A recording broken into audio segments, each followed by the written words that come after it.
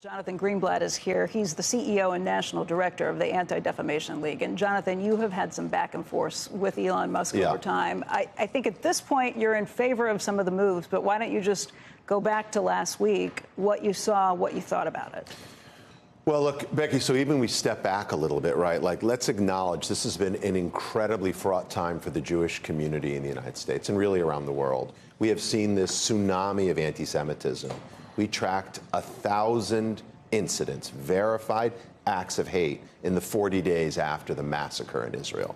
Right? That's a third of everything we saw last year, and last year was previously the record high. When you say acts of hate, define that. Give some acts examples. Of vandalism, harassment, violence directed at Jewish people or Jewish institutions. Right. You're not just talking about a post on Twitter. No way. I'm talking about things events in the real world, like the killing of a man in Los Angeles a few weeks ago, like assaults in New York and across the country, like the threats and harassment against college students on campuses across America.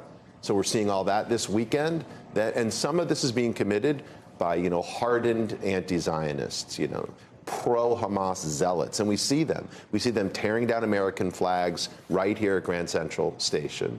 We see them rioting in front of the Democratic National Committee last week in Washington.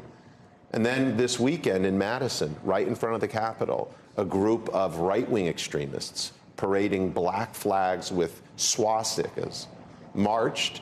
They literally assembled around the synagogue and they chanted, "There will be blood." So Elon Musk retweets something, reposts something that plays into anti-Semitic tropes. Saying that is a huge part of saying that Jewish people are against white people, that you are going through some of these things. Gets into a big debate. You go to him, a lot of other people go to him, and his response has been what? Well, so just again, to walk through that timeline. So on Wednesday, he retweeted this crazy post that accused Jews of being against the West and of all Jews supporting hordes of immigrants changing the country, et cetera. And he tweeted, "This is the exact truth." And then he went after ADL. Yeah. Look, it's incredibly problematic that he did that, and we called him out right away.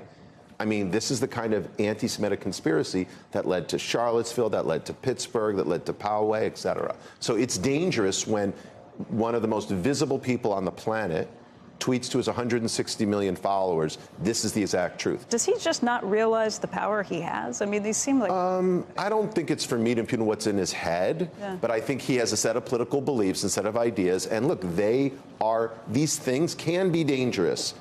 And then at the same time, 2 days later, he did something incredibly promising, which he said that Twitter is going to start suspending users who tweet annihilationist anti-Semitic language. Mm-hmm. This is around decolonization and from the river to the sea.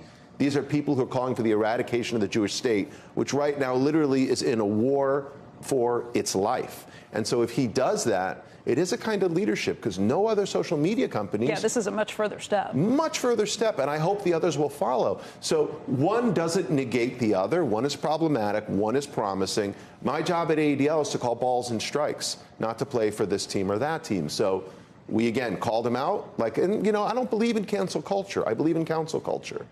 You get it wrong, I'll say something, but then I'll call you in and try to help you get it right. And I think that's what happened here. Have you spoken with him or any representatives? Yes. I spoke with Elon at length on Friday. And what was his general take? What do you think happens? These moves that he made, the step that he took, was because of what? He really heard and understands what these, I think he realizes, these veiled threats of genocide are too? Not even veiled. Calls to genocide, right? Calls to genocide are not just violative of the terms of service of X, and they're completely out of step with reality, and they're wrong, and they're dangerous for Jewish people. So again, whether it's coming from Elon or it's coming from other parties, we're going to praise the people who get it right, but when they get it wrong, we'll call that out too. So I think in speaking to Elon, look, I don't know what's in his head or in his heart, but he's got many Jewish friends. He's surrounded by Jewish people. I've heard where he's coming from.